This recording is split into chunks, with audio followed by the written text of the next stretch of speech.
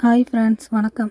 நான் Caroline. Welcome to rich போட்டு சமையல். இந்த வீடியோவில் நம்ம என்ன பார்க்க போகிறோம்னா, நம்ம ஒரு அருமையான சூப்பரான ஒரு சிக்கன் பிரியாணி தாங்க பார்க்க போகிறோம். சின்னவங்கள்லேருந்து பெரியவங்க வரைக்கும் விரும்பி சாப்பிட்ற ஒரே உணவு பிரியாணி தாங்க. அது எப்படி செய்யலான்னு பார்க்கலாம் வாங்க. நம்ம இப்போ வீடியோக்குள்ளே போகலாம். இன்றைக்கி நம்ம சீரக சம்பா அரிசியில் தாங்க பிரியாணி செய்ய போகிறோம். அது எப்படி செய்கிறதுனா, இந்த பவுல் எடுத்து வச்சுருக்கேன் பார்த்தீங்களா, அதில் வந்து கரெக்டாக 3 டம்ளர் அளவுங்க அந்த கோடு வரைக்கும் எடுத்து வச்சுக்கிட்டேன். அரிசியை நான் கழுவிட்டு 1 மணி நேரம் ஊற வச்சு எடுத்து வச்சுட்டேங்க. அதுக்கப்புறம் நான் சிக்கனை நல்லா கழுவி மஞ்சத்தூள் 1/4 ஸ்பூனு, தயிர் 1 ஸ்பூனு, தேவையான அளவு கொஞ்சோண்டு உப்புங்க, எல்லாத்தையும் நல்லா பிரட்டி நல்லா தனியாக எடுத்து ஊற வச்சு வச்சுக்கிட்டேன். 1 மணி நேரம் நல்லா சிக்கனை ஊற வச்சுக்கிட்டேங்க.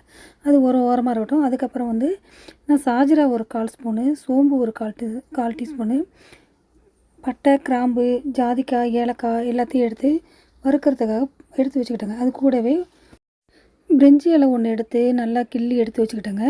அது ஒரு ஓரமாக இருக்கட்டும். அது வந்து நம்ம தாளிக்க தான் தேவைப்படும். அதுக்கப்புறம் பொடி வகைகள்லாம் எடுத்து வச்சுக்கிட்டேன். நான் வந்து பிரியாணி மசாலா வீட்டில் அரைச்சதை எடுத்துக்கிட்டேன். அது 1 ஸ்பூனு, தனி மிளகாய்த்தூள் 1 ஸ்பூனு, காஷ்மீர் மிளகாய்த்தூள் 1/2 ஸ்பூனுங்க, அது கலருக்காக. 1 ஸ்பூனு தனியாத்தூளுங்க, எல்லாத்தையும் எடுத்து வச்சுக்கிட்டேன். அதுவும் ஒரு ஓரமாக இருக்கட்டும். அதுக்கப்புறம் நம்ம வந்து வெங்காயம், தக்காளி அரிஞ்சதை நம்ம இப்போ பார்க்க போகிறோம். வெங்காயம் 2 எடுத்து நல்லா பொடியாக நறுக்கி எடுத்து வச்சுக்கிட்டேன். அதுக்கப்புறம் பச்சை மிளகா ஒரு 3 எடுத்துக்கிட்டேன். புதினா இலை ஒரு கைப்பிடி, மல்லிக்கீரை ஒரு கைப்பிடி, தக்காளி வந்து நான் 2 தக்காளி தாங்க எடுத்துக்கிட்டேன். அது நல்லா பெரிய தக்காளி. ஒரு குழிக்கரண்டி அளவுக்கு தயிர் எடுத்துக்கிட்டேன். அப்புறம் 1/2 எலுமிச்சம்பழம் எடுத்து வச்சுக்கிட்டேன். அது கூடவே இஞ்சி பூண்டு விழுது 1 டீஸ்பூனும் சேர்த்து எடுத்து வச்சுக்கிட்டேங்க. நாம் இப்போ பிரியாணி செய்யலாம் வாங்க. அதுக்கு நான் குக்கரில் தான் செய்ய போகிறேன். குக்கரை நான் எடுத்து வச்சுக்கிட்டேன். குக்கரில் தேவையான அளவு நான் வந்து எண்ணெய் ஊற்றிக்கிட்டேன். அது ரீஃபைண்ட் ஆயில் தான் ஊற்றிக்கிட்டேன். கூடவே 1 ஸ்பூன் நெய்ங்க. நெய் வந்து நான் கொஞ்சம் கொஞ்சமாக தான் சேர்ப்பேன். இப்போ வந்து கொஞ்சம் 1 ஸ்பூன் அளவுக்கு நெய் எடுத்துக்கிட்டேன்.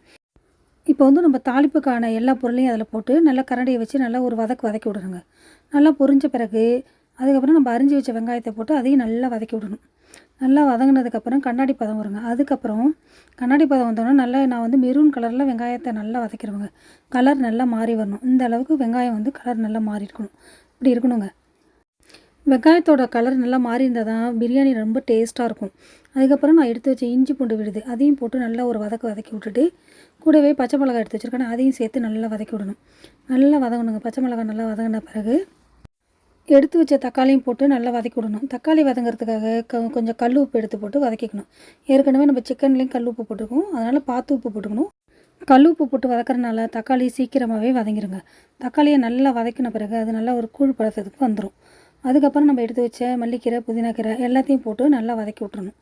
நல்லா அதுவும் ஒரு பிரட்டி நல்லா வதக்கி விட்ட பிறகு புதினாவையும் மல்லியும் போட்டு நல்லா வதக்கும் போது ஒரு நல்ல ஒரு வாசனை வருங்க. நல்ல வாசனை வரும்போது நல்லா சூப்பராகவே இருக்கும் அது. அதுக்கப்புறம் நம்ம முக்கியமான ஆள் இப்போ தாங்க வராங்க. பிரியாணிக்கு ஏற்றவர் நம்ம சிக்கனை எடுத்து வச்சுருக்கோம்ல, அந்த சிக்கனை எடுத்து போட்டு நல்லா வதக்கி விடணுங்க. அதையும் போட்டு நல்லா பரட்டி விடணும். நல்லா கிளறணும். அப்போ தான் அந்த சிக்கன் வந்து நல்லா பஞ்சு பதத்துக்கு வரும். அதுக்கப்புறம் நம்ம கூடவே எடுத்து வச்ச தயிர் அதையும் சேர்த்து, தயிர் போடுறனால சிக்கன் வந்து நல்லா சாஃப்ட்னஸ் கிடைக்குங்க. அதனால் அதையும் நம்ம போட்டுக்கிறோம். அப்புறம் எடுத்து வச்ச பொடிகள் எல்லாத்தையும் எடுத்து அதில் போட்டு நல்லா கிளறி விடணும். நல்லா கிளறணுங்க. கிளறி விட்ட பிறகு நம்ம எடுத்து வச்ச எலும்பிச்சம்பழ சாறு அதையும் எடுத்து சேர்த்து கிளறி விடணும். எலுமிச்சம்பழ சாறும் தயிரும் சேர்ந்து இன்னும் சிக்கனை வந்து சாஃப்ட்னஸ் கொடுக்குங்க. அதையும் ஊற்றி நல்லா கிளறி விட்டுட்ட பிறகு நான் வந்து இன்றைக்கி வந்து 300 கிராம் அரிசியும் 300 கிராம் சிக்கன் தாங்க எடுத்து வச்சுருக்கேன். 2 சரி போட போகிறேன். இப்போ நான் எடுத்து வச்ச தண்ணி கரெக்டாக அந்த கோடு வரைக்கும் எடுத்து ஊற்றிக்கணுங்க. அதுக்கப்புறம் ஒரு இது ஊற்றிட்ட பிறகு அதுக்கப்புறம் அது அதுக்கப்புறம் ஊற்றணும். இது வந்து 1க்கு 2லாம் ஊற்றக்கூடாது. ஜீரக சம்பாங்கிறனால நம்ம 1.5 அளவு தாங்க தண்ணி ஊற்றணும். ஏன்னா சாதம் வந்து குழஞ்சி போயிடும். அதுக்கப்புறம் நல்லா ஊற்றி கிளறி முடித்த பிறகு நம்ம குக்கரை மூடி வைக்கிறதுக்கு முன்னாடி நமக்கு தேவையான அளவு உப்பு போட்டுக்கணுங்க. உப்பு பார்த்து போடுங்க. ஏற்கனவே நம்ம உப்பெல்லாம் போட்டிருக்கோம். அவ்வளோதான் ஃப்ரெண்ட்ஸ். இது வந்து நம்ம குக்கரை இப்போ வந்து மூடி வச்சிடணும். மூடி வச்சுட்டு நல்லா கொதி வர வரைக்கும் வெயிட் பண்ணணும். இப்போ நல்லா கொதி வந்துருச்சு. கொதி வந்தோடனே நம்ம எடுத்து வச்ச அரிசி அதை வந்து நம்ம போட்டு எல்லாத்தையும் சேர்த்துக்கலாம். சேர்த்துட்டு நல்லா கிளறி அதையும் மூடி 10 நிமிஷத்துக்கு ஒரு தடவை 3 டைம் நம்ம பார்க்கணும். இப்போ வந்து நம்ம குக்கர் அரிசியை போட்டு மூடி வச்சுருவோம். குக்கரில் வந்து வெயிட்டும் போடக்கூடாது, கேஸ் கட்டும் போடக்கூடாது ஃப்ரெண்ட்ஸ். அதனால தான் நம்ம 10 நிமிஷத்துக்கு ஒரு தடவை திறந்து நம்ம மூடுற மாதிரி இருக்கும். அதுக்காக நம்ம சும்மா தான் மூடி வைக்கணும். இப்போ அரிசி போட்ட பிறகு நல்லா கிளறி விட்டோமா, திரும்பி மூடி வச்சுட்டு இப்போ 10 நிமிஷம் ஆயிடுச்சு ஃப்ரெண்ட்ஸ். திரும்ப திறந்து பார்த்தோம்னா நம்மளா அரிசியும் சாதமும் நல்லா வெந்திருக்கும். இன்னும் வேகாது, அரைவேக்காடாக தான் இருக்கும். இருந்தாலும் நம்ம திரும்ப ஒரு கிளறி விட்டுட்டு திரும்பி குக்கரை போட்டு மூடி வச்சிடணும். மூடி வச்ச குக்கரை திறந்து பார்ப்போமா, எப்படி வெந்திருக்குன்னு பார்க்கலாம். திரும்ப திறந்து பார்த்திங்கன்னா நல்லா சாதம் வந்து மேலாக்க நல்லா வெந்திருக்கும் ஃப்ரெண்ட்ஸ். பார்த்திங்கன்னா உள்ளே வெந்திருக்கும், மேலே வெந்திருக்காது. திரும்பியும் கிளறி விடணும். திரும்ப கிளறி விட்டு திரும்பவும் குக்கர் மூடியை போட்டு மூடி வச்சிடணும் ஃப்ரெண்ட்ஸ். திரும்பி மூடி வச்ச உடனே தான் நல்லா திரும்ப வேகும். இது வந்து அரை வெக்காடாக வெந்துருச்சு, இன்னும் ஒரு பதம் தான் இருக்குது. திரும்ப நல்லா வெந்துடும். திரும்பவும் குக்கரை போட்டு மூடி வச்சிடணும். நான் வந்து 3 தடவை குக்கரை மூடி வச்சு திறக்கணுன்னா, அதே மாதிரி இது வந்து 3வது தடவை ஃப்ரெண்ட்ஸ். இதை வந்து நம்ம இப்போ பார்க்க போகிறோம். இப்போ சூப்பராக வெந்திருக்கு. இப்போ வந்து நல்லா வெந்துருச்சு ஃப்ரெண்ட்ஸ்.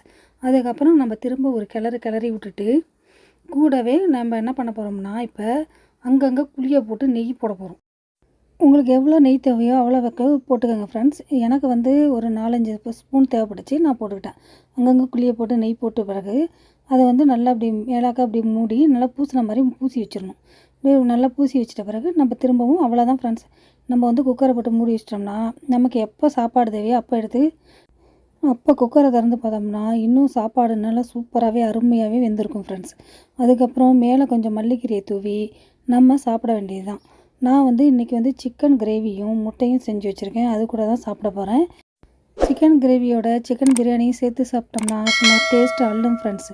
நான் வந்து சிக்கன் கிரேவி எப்படி செய்கிறேன்னு அடுத்த வீடியோவில் நான் காட்டுறேன். இன்றைக்கி வந்து நான் சிக்கன் பிரியாணி செஞ்சுருக்கேன்ல, அது எப்படி இருக்குன்னு சொல்லுங்கள் ஃப்ரெண்ட்ஸ். நான் வந்து இது கூட தயிர் பச்சடியும் சேர்த்து செய்யணுன்னு தான் நினச்சேன். ஆனால் நான் செஞ்சு வச்சுருக்கேன், ஆனால் அதில் காட்டல.